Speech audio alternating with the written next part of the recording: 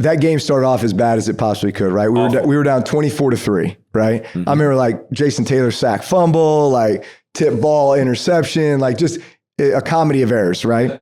Yes. So 24-3, and then we get a 2-minute drive, and we drive all the way down the field, and then Colston, man, all goes special, bang, gets tackled like the half-yard line. Sean is trying to send the field goal team out there, and I'm just like, man, we're so like, you kick a field goal here, it's just not it's not going to get us there. You know what I'm saying? We have to get a touchdown here, and if we do, it's going to ignite the team. And like, there's no doubt we're going to. And so I'm like, Sean, I'll score. He's like, well, what play am I calling? I'm like, I got it. And it was just like, we'll just line up in too tight, goal line, make it look like we're going to, whatever. And I hadn't done it up in this point. To your point, most of the time, QB sneak, you're just kind of finding but man, they're gapping everything out and they're just submarining. Right. And so there's no way you're just going to push your way in. And I said, man, I think I can jump over. And I'm at the half-yard line, I'm like, I got this. So in my mind, I had envisioned how to do this. You got to take the snap. There's always a little bit of like compression with the D-line, O-line. So you kind of rock back and then use that momentum to jump up and over. And literally you just cross the line and get it back. And even if you cross and they hit it out, you're in, right? Touchdown, right? So it's low risk. And in this case, 2 seconds left, we got to score. So boom, do that. And then that's the one I spiked. And then the dunk came later. Oh, that was okay. The dunk came later when we scored to go take the lead. Yeah. And that was like I told you we were coming back down, you know?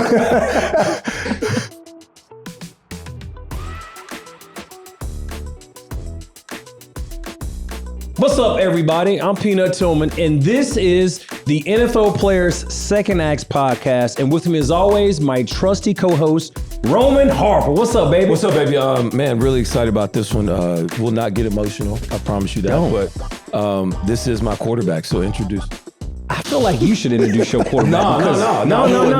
Okay. I mean, class of 2026, Hall of Fame, man. He's a quarterback, one of the most prolific passers in NFL history. He won a Super Bowl with the Saints, Walter Payton Man of the Year winner. And this fall, he will be joining Fox as an NFL analyst. Ladies and gentlemen, please welcome to the pod, Drew Brees! Oh, my God. Oh, yeah, he was also my workout partner in the offseason. We used to work out. That's right. Shout out Fitness Quest 10. TD's House of Pain. Yeah, House of Pain, man. Dude, do you understand how much pride we take in you getting here today, being honored? We knew it would come, but we didn't know in 06. Right. Right. No, right. We were just trying to survive. Millsaps College. We didn't know that we would all come full circle here. Yeah. I want you to know how much pride we take in you being here. And so when you get honored, it's really all of us just having that moment and all the times we got to spend with you. And you kind of maybe walk me through what it feels like with you knowing how much pride we take in you getting into the Hall of Fame. Well, first off, I'm so glad you said that, because I feel like these next 4 days, like everybody's wanting to honor us. But truly, all I want to do is deflect that to my teammates and guys like you. Because like, to me, that's what this moment is all about. It's my opportunity to convey like my love and my feelings and my emotions for all the people that helped me get here. And like, this goes back to, growing up in Austin, Texas. Like, I've got a high school contingent that's coming up. Like, my high school teammates won a state championship together. Like, all those moments. Like Purdue University, they plucked this Texas kid up to Purdue. I didn't even know where Purdue was at the time, right? And I left with some of my greatest friends in the world and my wife, Brittany, and a great education. And it poised and prepared me for what would come next, which is draft the San Diego Chargers. Some very formative years there, like lots of ups and downs, some formative years there. And right when I thought I had done enough to kind of prove myself there, then the injury, and then we all end up in New Orleans in 06, having no idea what the future was going to hold. Yeah. And then an incredible 15 years there and all the people that were a part of that, especially my teammates. So like, to me, that's really what this is all about. It's my opportunity to convey my love and appreciation for all those who helped me get here. So with all the preparations that you do for your workouts before the game, all the prep work you do, how prepared are you for enshrinement? You know what? I'll be honest. It's one of the most difficult things I've ever had to prepare for, Mainly because, they tell you, hey, your speech needs to be like, 8 to 12 minutes.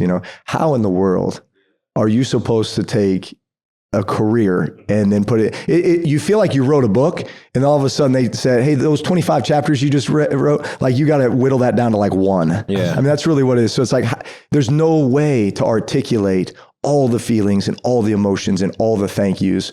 And the fact that like people are going to be sitting out there for 2.5 hours in the baking sun and you're like, how can I make this entertaining and enlightening and like, engage everybody? Yeah, exactly. So that's been the hardest part is how do I make that so concise and yet still convey the message. Yeah. And honestly, I think y'all better be my party on Saturday night too.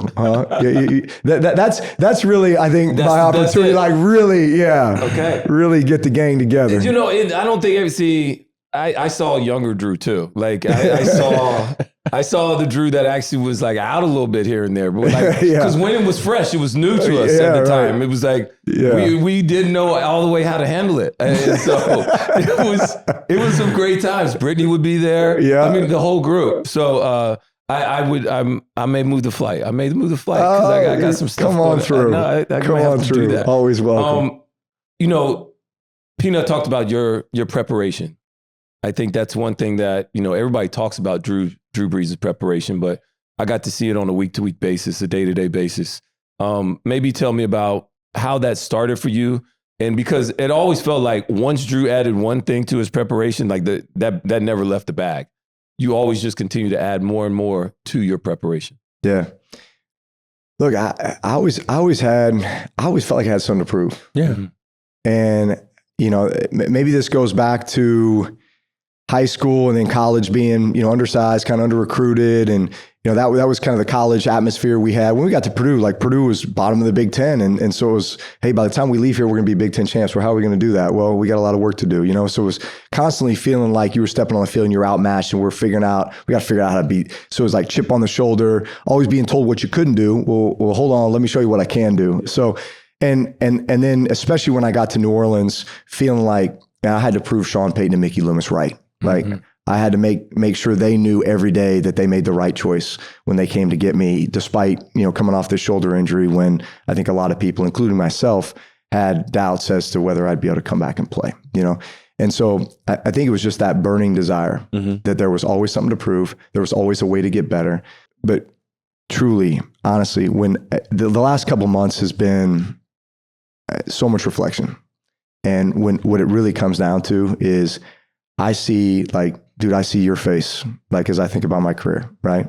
I mean, I see your face all the time that we spend the off season together. Yeah. I see so many faces of the guys that I had a chance to play with and be around and that I love so much and I wanted to win for. And that was what it was all about. We talk about prep and all the things. I want to know the prep that went into the pregame speeches, like the pregame breakdown. Yeah. Like, I know Chase probably played a little bit of that because some of the songs we had through the years. Like, hold on, that was how 2 Chainz get in here? Yeah, we get that. Right? So when did that start? Yeah. How did that go? Because I didn't know you like this was a 2 Chainz guy. That's so good, though. They were so on point. They were always within realm. They were like, okay, yes. Give me that. So you remember, 06, like Joe Horn was unquestioned emotional leader of the team when we all got there, right? Mm-hmm. And then Joe got hurt mid-season in 06. And he used to be the one at pregame getting us all hyped. Yes. So now all of a sudden he's out of the mix. And so different guys stepped in and tried to do the Joe Horn. Yeah. And it just didn't have the same effect. Right. So going into 07, Joe had moved on. So it's like, okay, we got to come up with something that's kind of unique to us, but just, man, pick it back up, but like do it the right way. Mm-hmm. And look, like, man, usually the QB kind of calm, cool, collected. Like I'm not getting in the huddle and banging heads and all that. But I'm like, man, somebody's got to do it, right? Yeah. So this is right when the movie 300 had come out. Okay. Right? And like, get your hype, right? Absolutely. This is Sparta. Right? There's some scenes in that movie that were just perfect for like to put something together. So I remember like putting something together and it was preseason at Arizona in 07. Uh-huh. And I went to Streif before the game and I was like, hey, look, I'm going to do this like pregame thing like Joe Horn used to do, but I kind of did this little thing. like, you got to be honest with me. Like, don't just nod at me after it's over. Like, you're the QB. We'll do whatever you want. Oh, Zach Strief. Yeah. Zach Strief, our right tackle. Well, at the time, he was like the jumbo tight end. He wasn't started, right? Yeah. He played forever, but at the time. Right. So I'm like, Strief, you got to be honest with me. Like, if this falls flat, you just got to tell me, hey, bro, it ain't working. Like, don't just give me like QB, we got you. Like, I need the truth. Yeah. So we covered it vaguely the day before, but it was like, when I'm going to say, who are we? You say Saints. Who are we, Saints? Are we ready? Ow. Are we ready? Ow. And I'll go through it again, and then I'm going to go, this is New Orleans. Ow, ow, ow. Because there's some scenes in that movie that get you hype. I'm ready to go play right now. Let's go. So that was the first one. And like, dude, I'm like, at 180, on the heartbeat, like just red. And I look at Strief after it's over, and he was just like, yeah, like that got us. So each year from there, it was, well, we have to change it up every year. Yeah. And probably the best one, 2009, I go on the USO trip to Guantanamo Bay, Cuba. And the Marines one morning, like, hey, get up and do PT with us. So it's like 5 a.m. We get up, we just start running, and different Marines would kind of bounce out to the side and bark out these cadence. And, you're just repeating the cadence as you're running. And I remember one set of cadence, this Marine steps off the side and he's like, when I say 1, you say 2. When I say kill, you say for you. 1, 2, kill for you. 3, 4, kill some more. 5, 6, kill for kicks. 7, 8, kill, it's great. 9, 10, kill again, kill again. And I was just like, oh, this is it. This is it. But we can't say kill. We can't say kill. Roger, we'll be getting a letter. Right. So I was like, but I can apply this to us, like, we'll make it win, right? Yeah. So then that became our chant for that year. And that was like off win. The chain, bro. We just kept winning. We kept winning. And so it's just so... More wins. Yes, exactly. 13 in a row. And we're just like, we just keep winning. Win again. So each one had a different theme. Look, it was off military inspired, movie inspired, 2 Chainz inspired. One was the Jungle Book. Okay. Like strength of the pack is the wolf, strength of the wolf is the pack. Yeah. Right. They had this whole thing. So it was super unique to us. And this was before cameras were in the huddle. Yeah. So you truly felt like everybody's like, man, what are they doing? They just come out of that thing on fire, right? And now they got so many cameras in there, they can hear everything you're saying. So nothing remains a secret. Right. And for a long time, you felt like, man, we got something that's just us. I like that. That's dope. We had something similar. You should have come and play. You should come play. Y'all never tried to recruit me, man. You recruited everybody else. You weren't recruiting defensive guys. You were recruiting offensive players. I left it up to Roe. You was recruiting offensive players. We were full. Dude. You would love some of them turnovers, though. Yeah, absolutely, no doubt. Absolutely. I want to know, what was your welcome to the NFL moment? Oh gosh. Okay.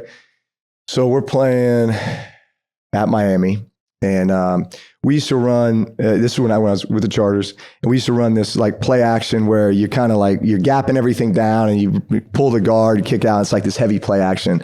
And then you got these down the field routes that are happening.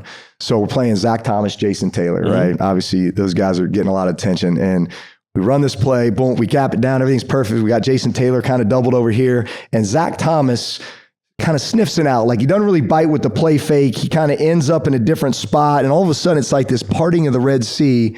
And I'm trying to keep my eyes downfield, but it's like Zach Thomas about 10 yards away. And it's one of those decisions for him where it's like, okay, do I zone, I drop in coverage, or like I see my moment and I'm going. And he's just like, I'm going. And I feel him bearing down on me. And like that closing speed from 0 to 10 was quick. Yeah. And he was like a little rolling ball of butcher knives, right? Yeah. And I'm hanging in there like, oh, this play's developing, but it's like, I'm not going to have time. And I let this thing fly way earlier than I wanted to. And he hit me so hard. I just remember like doing a flip and landing on my head, ball's like 15 yards underthrown, gets intercepted, and thank goodness, like flag. This was back when you could really hit quarterbacks, but like still this one was egregious. Yeah. And so I get the flag, so the turnover goes away, but it was like, man, like I've never been hit like that. Zach Thomas, thank you.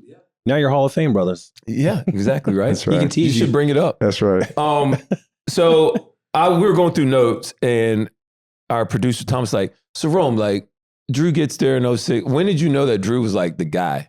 I'm like, well, it was not training camp in 06. Mm-mm. I mean, I was bouncing slant routes to Coastal. I told people I went from Alabama, and we had a decent, really good quarterback, and I saw Drew. Drew couldn't throw a ball 15 yards when I first got there. It was quite taken back. It's really hard to tell people that stuff. I'm like, he couldn't throw a ball. Like, it was weird. But he was taking all the snaps. And all of a sudden, we went through 06. That was great. But 2008, I was like, man, Drew is like the man. And I didn't know until we looked back at your stats.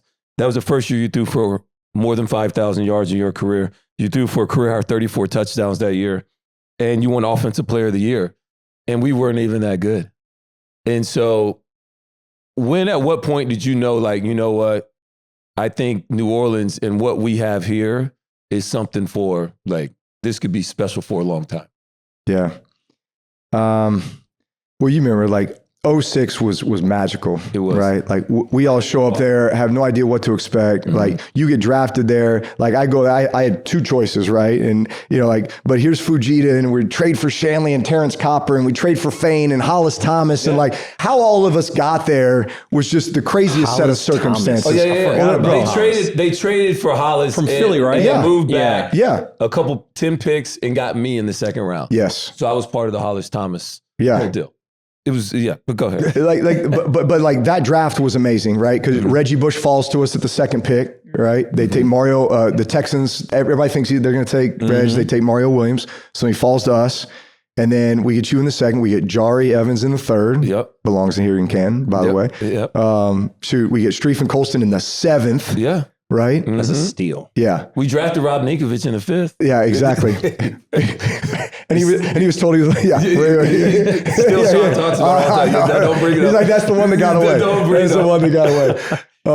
No, but that was they just crazy set of circumstances. The draft was ended up being unbelievable. But all these free agents and just how they arrived there. And you know, you're just riding on the emotions and the strength of the community post Katrina. So we go to the NFC Championship. We get beat in Chicago, right?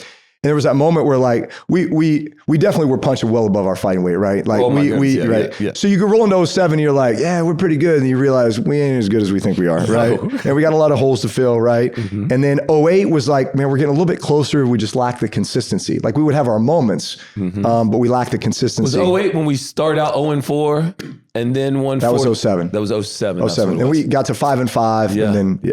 08 was just literally, it was like this back and forth. Like one day we were world beaters and then the next week we looked terrible, right?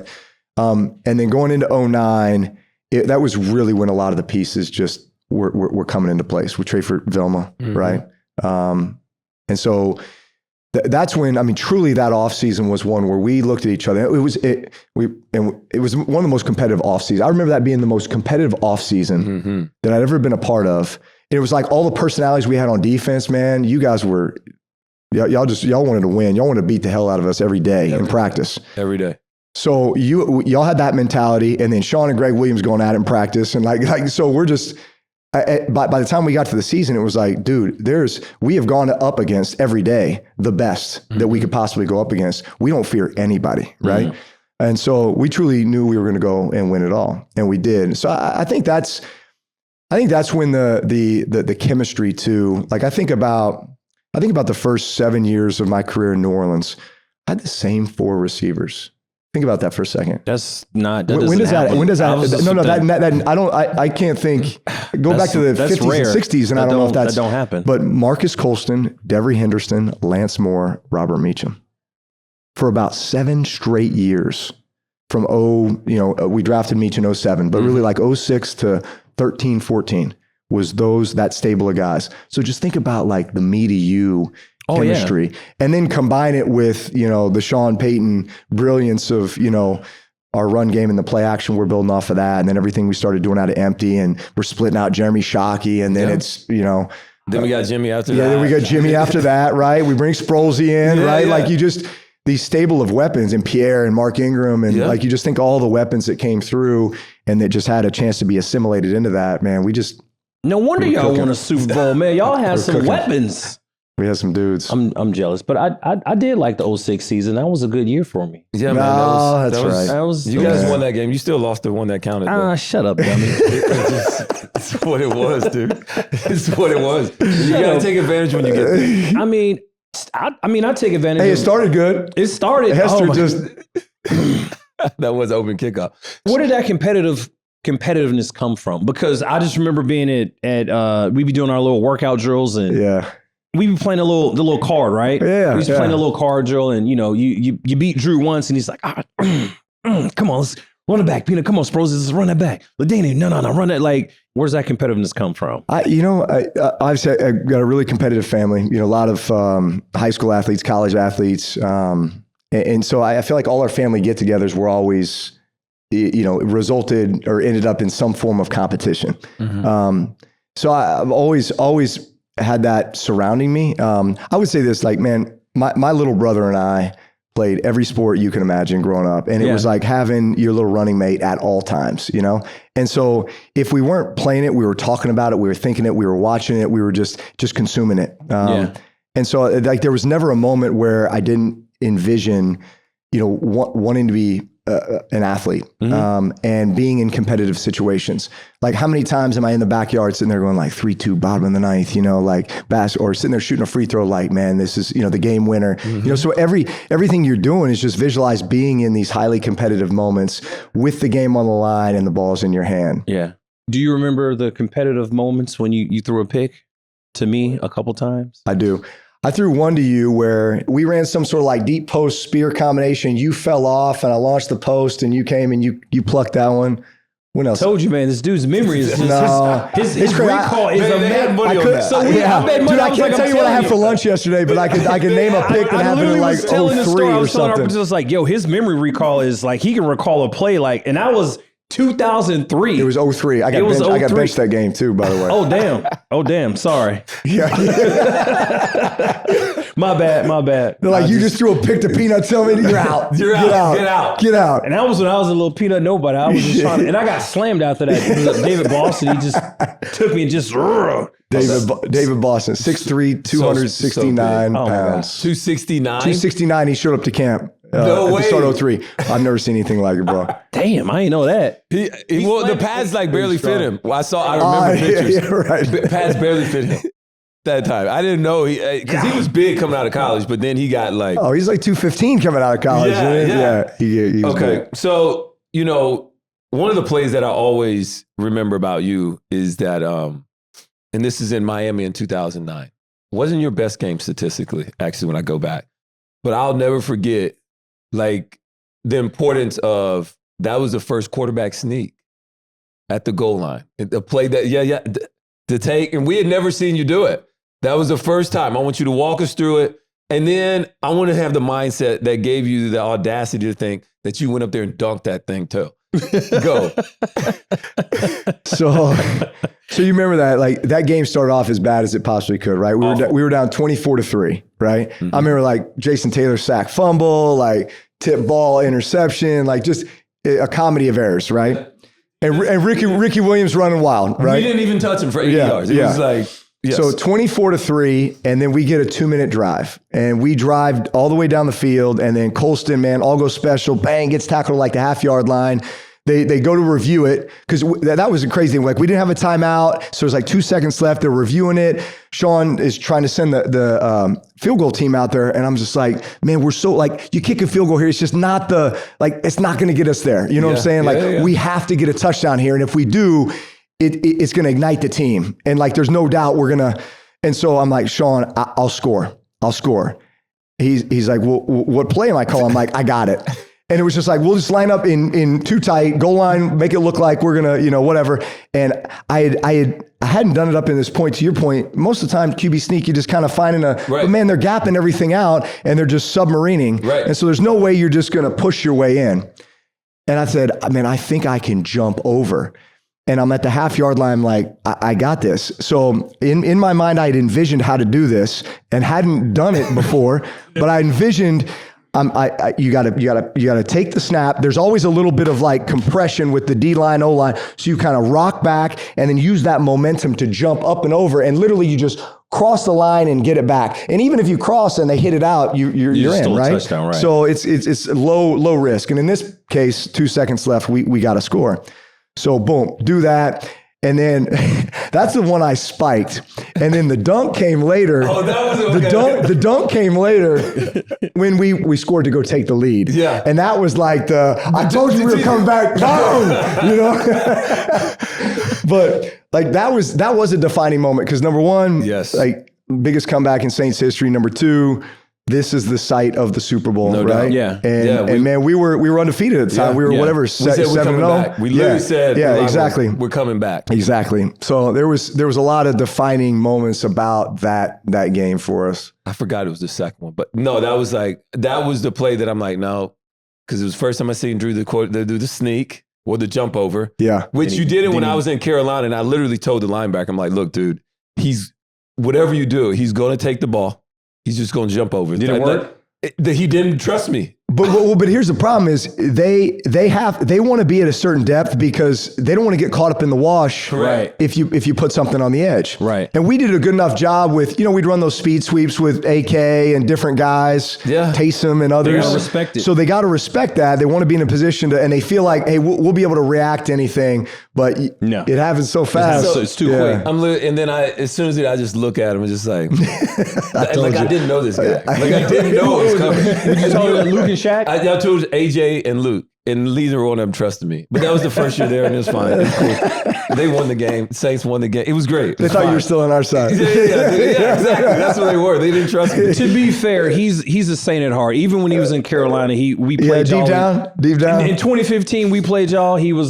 Colson did some shady stuff, and he was just like, bro, chill out. It's Colson, man. He would never do that. He's not even like that. That's exactly what I want to say. Yeah. Drew would defend me. All I'm saying is we teammates now. We not on his team. That's not your quarterback no more. You got to be about Carolina. He was like, no, man. I was like, that was probably the one time I was ready to fight this dude. I was like, are you serious? I was on the sideline crashing out. And he was like that. And I'm very calm. He was just like, he's not like that. No, that's not. How great is secondary with you two cats back there together, man? Oh, we had a blast. We had a lot of fun. We had a blast. It was his room though. I went and I was just like the second in command. I was the deputy. That was the chief. He was the commander in chief of the DBs. But we had a good time, man. It was good. One of the best times that I had actually as a Carolinian was going back to New Orleans in 2014. And we beat you guys pretty good that day. Yeah.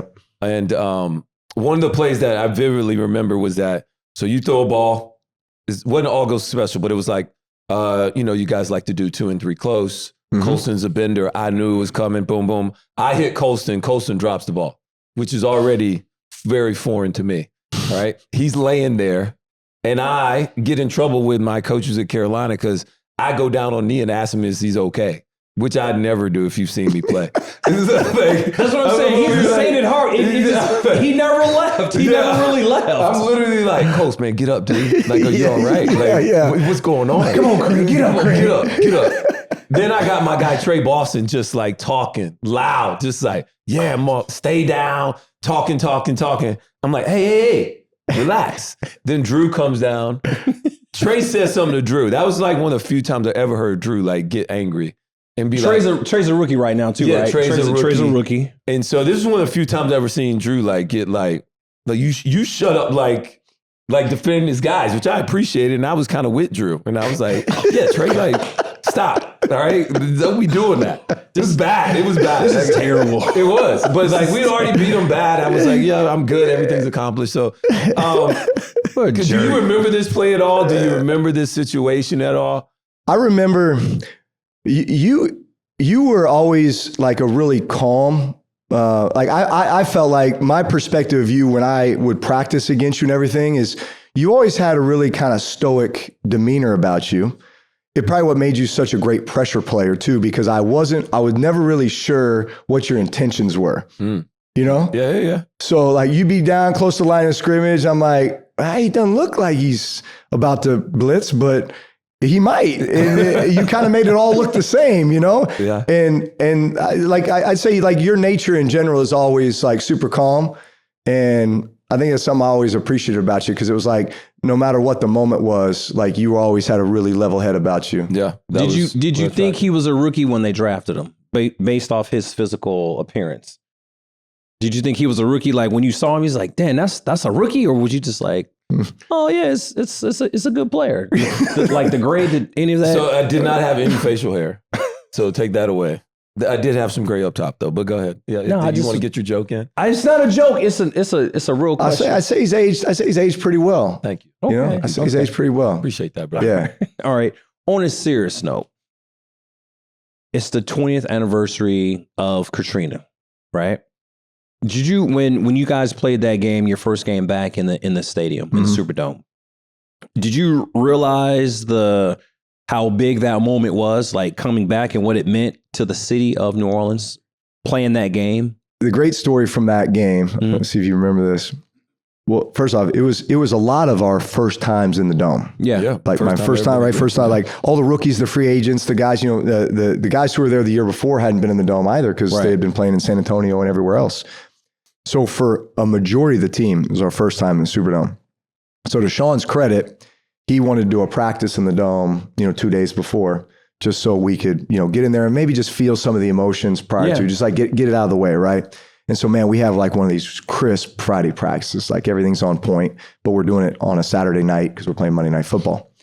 And then he calls us all up, huddles us up at the end of practice, and man, the lights go out, and all of a sudden he's playing Spike Lee's documentary, like a portion of it. And man, there's like not a dry on the house, man. Lights come up, everybody's crying, kind of wiping away tears, and Sean stands up in front of us and he goes, I don't need to tell you that this game on Monday night is going to be special, but it's only special if you win.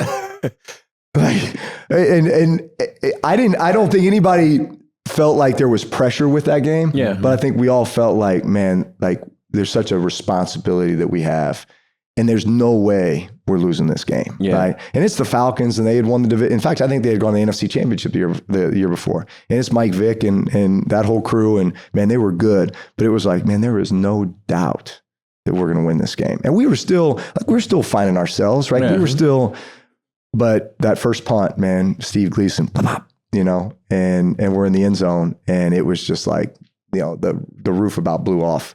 That's the loudest I've ever heard the dome. Yeah. And I think we knew, man, there's no way we're losing this game. I remember watching it at home, and I was getting chills. Like, man, this is you could. It was feel like the perfect, like symbolic representation of the city and our mindset. You could feel it. And, you could totally feel it at home. It was a magical moment watching it on TV. I've talked to people, like I talked to Mike Vick's wife about this game. She's like, literally, this is the only game she's ever won. And she's like, before the ball, he's like, I don't think they're going to win this game. Like, there's like no chance they're going to win this game.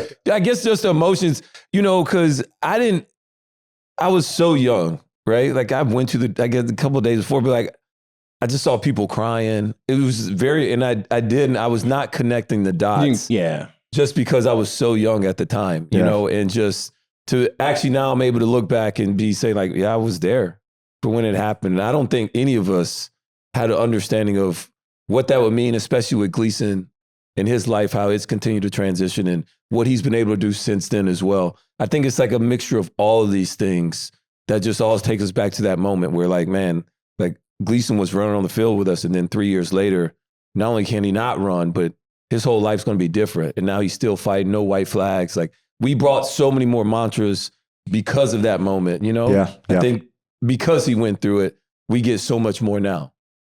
Yeah. That's Steve Gleason. There's some moments in my life that I'll always remember where I was, when I got the news, and Steve letting us all know that he had ALS was one of those moments. Yeah. I was in the bus in Seattle getting ready for a playoff game in 2010. And like obviously shocking, devastating. But what he has done with that situation and the number of lives that he's changed and how much hope and inspiration that he's brought to so many people. And then truly, life-changing legislation for so many people dealing with neurological diseases. So I think yet again, that's just an example of the type of teammates that we had, right? And the type of guys that we had a chance to be around that just made us better. Tell me this, Drew, because I brag about you, and it's not always about the highs. It's really about the response of not only you, but our team in the lows. In Atlanta in 2012, like the worst game you probably played, probably since high school or probably before that. And I'll never forget it. Like, you helped us win so many games. And then after the game, you had 5 interceptions. And we come in and immediately Sean says what he says. And then you get in the break down the huddle like you always do. And you're like, man, I want to tell you guys right now, like, I will never have a game like that ever again. And you took all the blame and you said it was about me, how much I got to get better. And immediately we all wondered, just like, bro, whoa. Like, we wouldn't even be where we are if it wasn't because of you. So as a team, let's all rally together and like, we got your back. And I just always wanted to know, like, want you to know that to me, that was the most impressive speech I ever heard you give because of the timing of it, what you said during it, and the why. You know, is like when the guy that has everything and could always just like, no, it's all good. I don't have to take the blame. You like step up when nobody's really ready emotionally for you to do that and still take the bullet. And then just like, we got to protect you from that because we don't want you to go in a dark place. So just know that. Yeah. Well, me and the guys talk about that in our group chat. Yeah. I appreciate that. I think my worst fear is that I'd ever let y'all down, you know? And so that was definitely one of those moments, you know? And I always want to own that. I deflate because I didn't have that. I'm jealous of that. Our guy threw 4 interceptions and someone asked him a question. He's like, yeah, I'll throw him at him again. It's that's what I had. I'm serious. Like, I'm not even trying to be, bro, I'm not even trying to be funny. Like, that's true team. That's a true teammate. Our guy just was like, yeah, I'll throw it to Angelo again. Like, I don't care. Whatever. Yeah. Like, I remember that quarterback for you guys. Anyway, back on to this podcast. I want to know, there was a kneel down play, and how did you get on the field?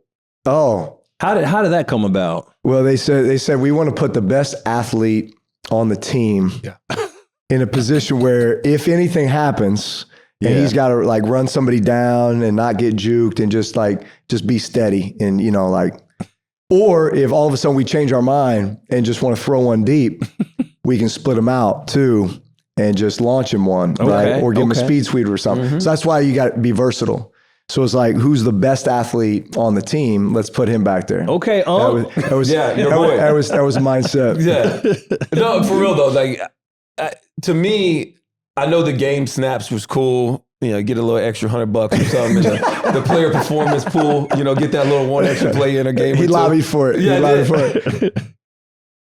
The pre-practice though, like what was that? Saturdays or Fridays? Yeah, yes. Well, Saturdays was the kneel down. When did we run the special play? So we ran special plays for three or 4 years. Yeah, we got to set this up. So like Saturday, you do you're kind of hazing the barn, your final walkthroughs, offense, defense. We would always finish with the offense, you know, running our plays, and then we would finish with victory. Like, hey, fella, let's finish the game here. Victory, right? Same thing, yeah. But after I would kneel, we would come up with some crazy play. Like we'd be like, hey, triple reverse, pitch it back to row. Like, I'm going to get here, back left corner row. Like, man, knock down the pylon, back left corner, I'll score. Or I'll like hide the ball in the back of like your Jari Evans jersey, and we'll all run around like somebody's got it. And then Jari just kind of moseys into the end zone. And so, and like the defense started taking it real serious. We're going to stop you from scoring. Sure y'all were like celebrating. It was like, oh, dude, hell we're like no. jerseys and shorts, you know, just messing around. But it became super serious. All right, continue. Very, very serious. So we had some of the greatest plays. Like, we would take one, we run an option, boom, they get it to me.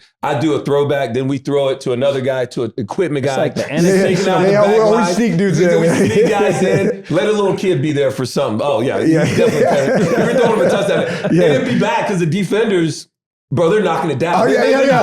Some little kids back there about to, you know. Get that out of here. Like, it's bad. Really? Y'all just the Make-A-Wish kids? Y'all just... Wrong day. Wrong day. It's like, wrong day. Yeah, it really took off. And I think one time we even like incorporated a jugs machine. And like that was one of the best. We hit it behind a pad so you couldn't see it all fired up. We launched it over the pad, and then the jugs fires this thing into the back corner, and it was Mike Ornstein, back there catching the punt out of the jugs. This thing took on a whole life of itself. To me, it was those plays are like what I remember most. I couldn't even tell how many times I actually got in for a kneel down, even though we won a lot of them. But like the Saturday walkthrough was great. Pre-practice, I'd take 4 or 5 minutes because they would tell me, hey, Rome, we're about to do victory in like 5-6 plays. Okay, I get off because coach called it the barbershop. That's what Sean called it. All the defensive guys, which they were all cool with us sitting down when we weren't on the field. Yeah. Go sit down. Just chat it up over there. The barbershop over there. So we're all over there. They give me my 5-minute warning. I go warm up the arm. You have to get your mind right. You got to get your mind right because I don't know what Drew's got worked up. Him and Chase usually got something, working on something. And so I just got to be ready to go in here to execute. It was always a great time, but I love that. The Saturday walkthrough, kneel down play. The traditions. Yeah, I love that. That's what we miss the most is those little things. The Friday after practice competitions that me and you would have. This went on for the weight room. Yeah. Now the competitions were fun. Now then we would bet our college games. So we take the college games of the week. And we'd bet. The only problem was we usually choose like, I don't know, anywhere from 7 to 9 games. It had to be odd. But he would always pick Alabama to win, and I would always pick Purdue to win. Right. And the unfortunate part at the time was Bama was rolling. Purdue was going through some hard times. So he would start off 2-0 every week to start where I'd have to like basically win the rest of the games in order to. And we take a pick, you got this one, then I get the next pick. It was, and we did by, we do the odds too. So but now that the Big Ten has overtaken the SEC, I think Purdue's about to make a run here. Bama's scared to schedule us, man. They're scared to schedule us now.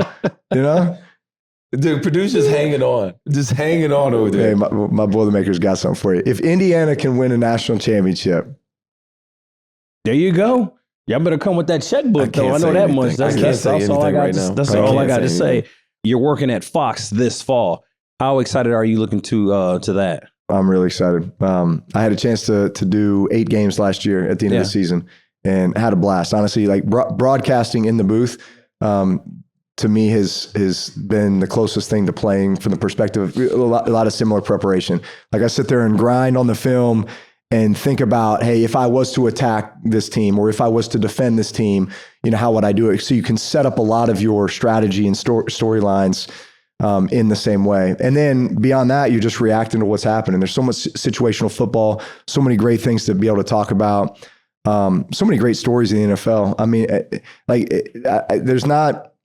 I think there's, especially quarterback play, man, there's so many like talented young quarterbacks and so many great offensive minds that it just gives you a ton to be able to speak and communicate about.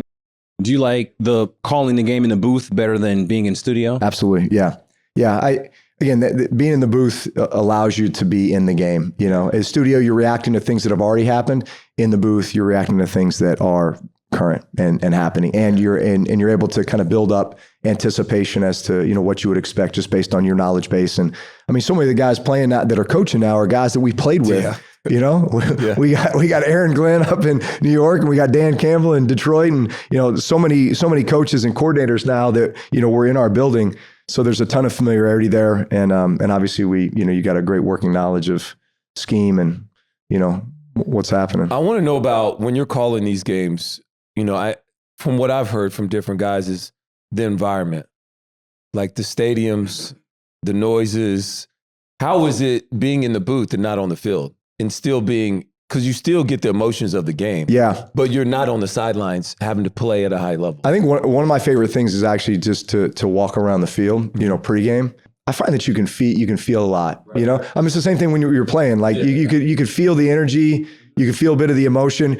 Sean Payton would always come into our locker room, and I feel like he would always have something for us as part of his pregame speech, something he picked up during pregame. Mm-hmm. And so I don't know, I've just kind of always logged that away. And so I feel like that really helps me get ready once I do get in the booth to just anticipate how I think the game's going to play out. I mean, I think in a lot of cases, you're kind of opening doors and building themes throughout the game. And you can begin to feel the game plan unfold, right? Yeah. Like, hey, this is how the offense wants to attack. This is what the defense is doing to take away, right? But you always just hope you get an exciting game with a 2-minute situation that allows you to like actually play quarterback up in the booth. So one of the best moments I've been around you was I think is when we were in Charlotte for some reason. I think the Saints, Kurt Coleman was with you guys. You were at the house and you went through a 2-minute drill just watching it on TV. Yeah. The mindset. Oh, yeah. And you were like, okay, Drew, what are you thinking here? I just want to get a completion. Like, could you maybe walk through like a mindset of a 2-minute quarterback drill?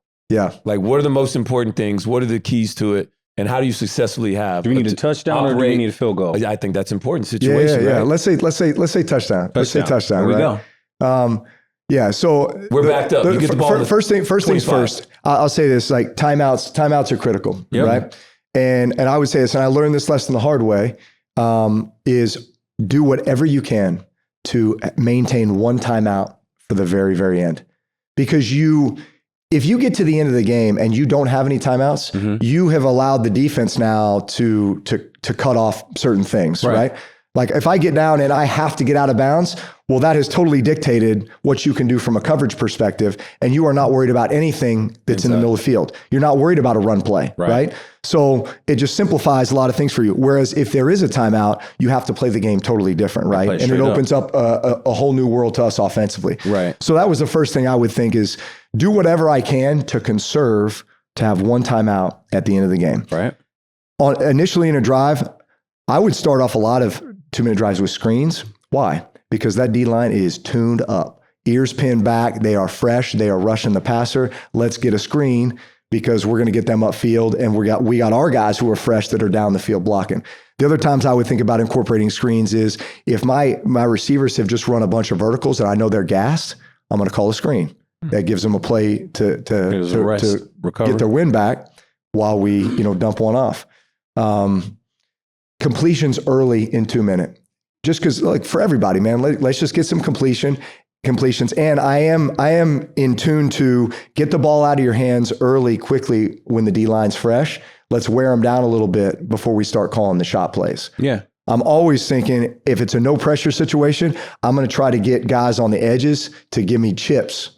Number one, it gets them out in the route faster, but number two, it helps the edges. It allows them to stay tighter, so it helps guard center guard on the two interior guys.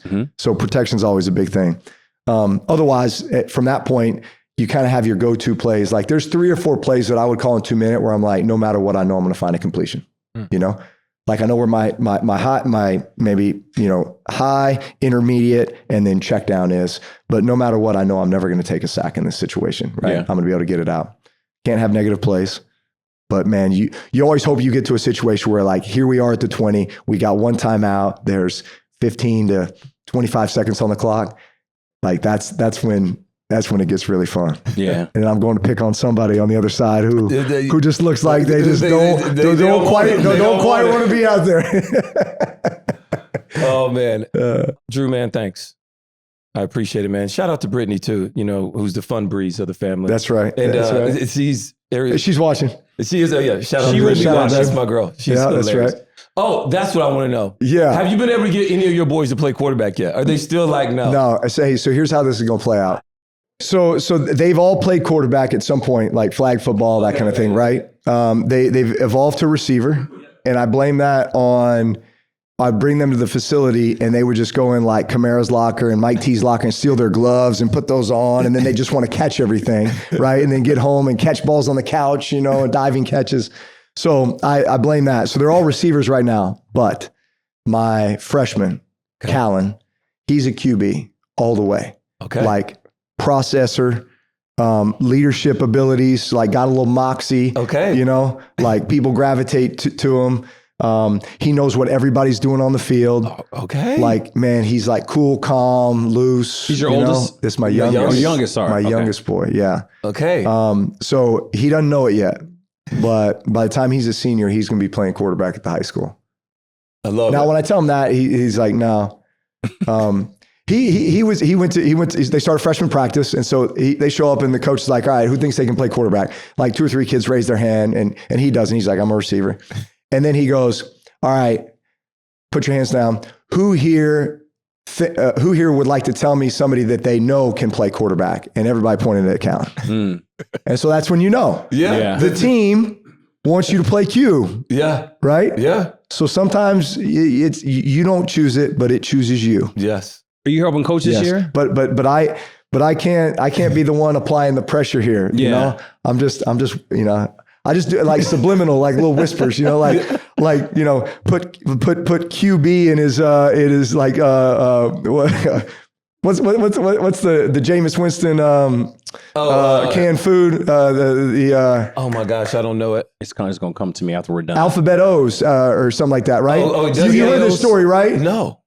Oh, that's what he said when he was talking about eating the W. He was talking about like, you know, your alphabet O's that you used to eat when you were a kid. Oh, really? Okay, yeah. SpaghettiOs. It's like you eat the double. That's what I was saying, yeah. Oh, was it SpaghettiOs? Yeah. Alphabet O's. Alphabet O's. Yeah, that's it. That's just right. different brand, bro. That's it. Yeah. So when he was eating the SpaghettiOs, I'm gonna like little subliminal, like that QB, you know, just a bunch of Q's and B's in there. Well, I just knew your older boys were like, no, they're not doing it. Me and you've been talking, you're like, dude, they don't want anything to do with quarterback. He's like, nah, dude, they want to be wide receivers. They want to wear headbands. Yeah, glasses. They're all about the swag. They're all about everything. All about making plays. You know, yeah. They don't want anything to like do QB, with it. a little just too bland for him. You know, they don't want anything to do with it. Yeah, right.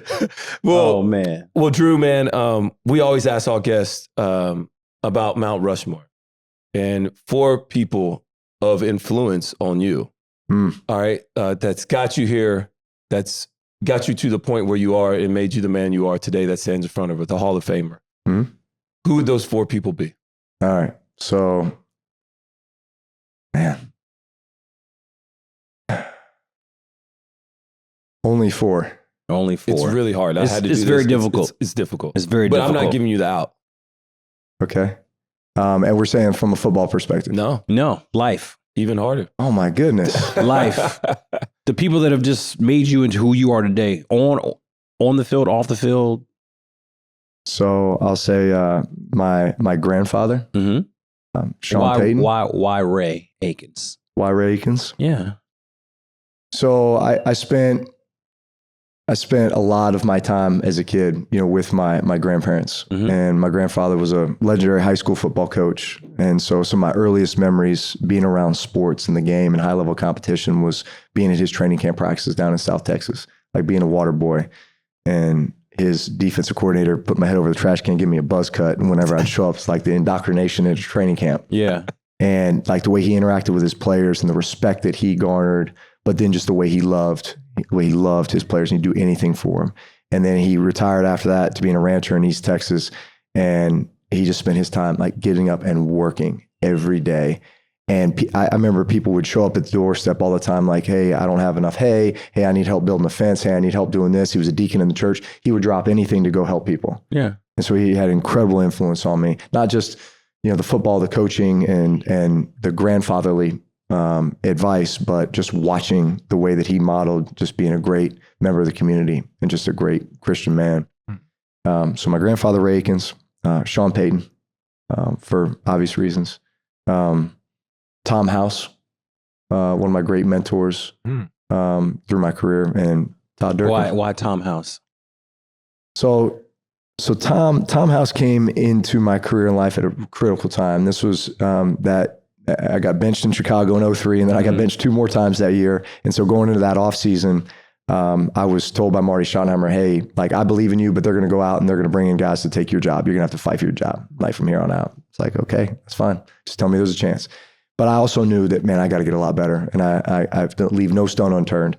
So at the time, like, I really didn't have like a great mentor, you know, somebody that could just guide me through a lot of the stuff that I was experiencing. And Tom became that person for me. And he was that person for me my entire career. And then Todd Durkin.